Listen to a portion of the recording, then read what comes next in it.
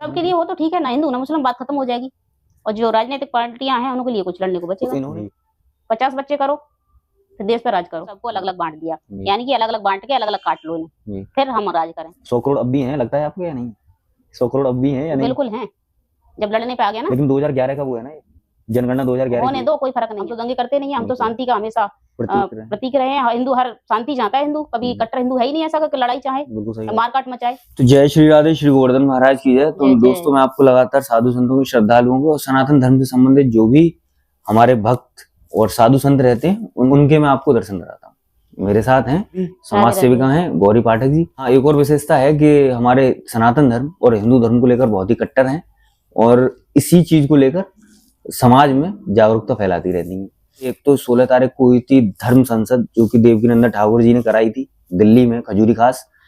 और एक और जो अभी चल रहा है 21 से 29 तारीख तक जो धर्म यात्रा है, हिंदू जोड़ो यात्रा, जो बागेश्वर धाम बाबा हैं उनकी है, पंडित धीरेन्द्र शास्त्री जी की।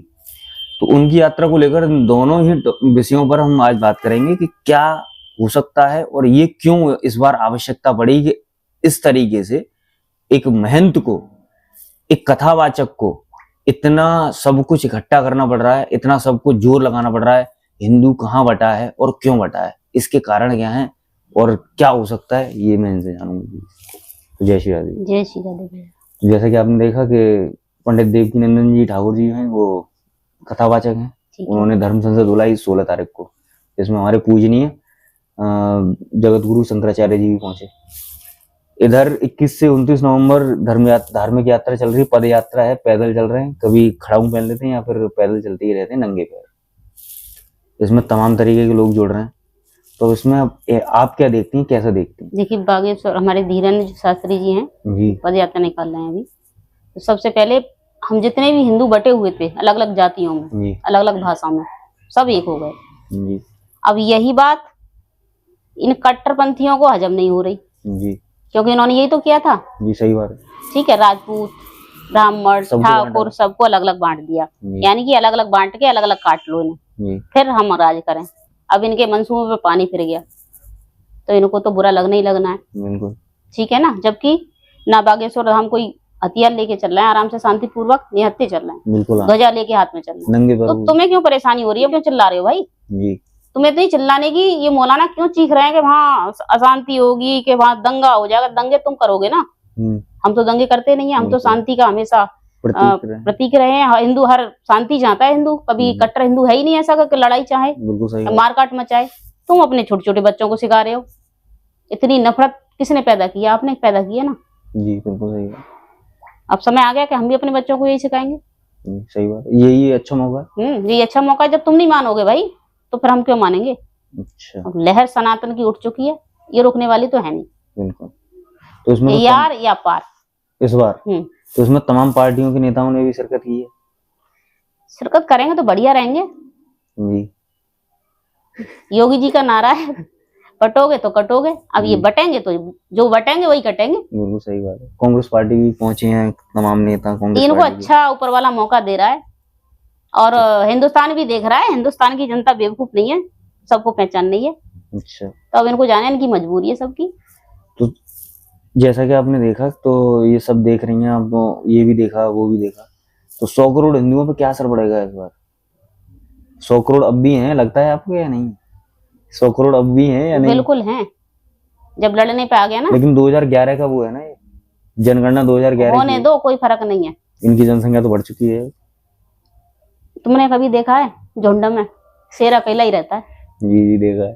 ठीक है, जब बात जीतने की और लड़ने की आती है तो शेर अकेला ही जीतता है, झुंड भाग जाता है जब मैदान में, जब आर पार होती है। तो मेरा तो कहना बिल्कुल यही है, झुंड वाले कुछ नहीं कर पाएंगे अपनी बात। अच्छा, और ये धर्म संसद जो बैठी है उससे क्या फर्क पड़ेगा? इससे फर्क है, पहले तो ये जनसंख्या वाला कानून आ जाए। जो आबादी बढ़ा रहा है ना, 1 के 50, 1 के 20, इनका मंसूबा क्या है, इनकी थिंकिंग क्या है, इनकी सोच क्या है जी? 50 बच्चे करो, फिर देश पर राज करो जी। इनके राशन पानी सब बंद होने चाहिए। इन जो हमारी प्रधानमंत्री ने जो दिया है कि पॉलिसीज जो रहती हैं, हाँ, सबका साथ सबका विकास जी जी। तो ये सबका साथ सबका विकास मुझे तो भैया हजम हुआ नहीं। अच्छा। 2,500-3,000 हजार के तुम राशन दे रहे हो, ये लोग बेच रहे हैं आराम से, और उसी से तुम्हें हथियार, बिल्कुल तुमको काटने की पूरी तैयारी हो रही है। इनको फ्री में दे रहे हो, क्यों दे रहे हो? वोट तो तुम्हें देने वाले हैं नहीं। बिल्कुल सही बात। ठीक है, तो इससे कहीं ना कहीं जनता को इस बात का भी असर है कि भाई सबका साथ सबका विकास, ये समझ में नहीं आया नारा।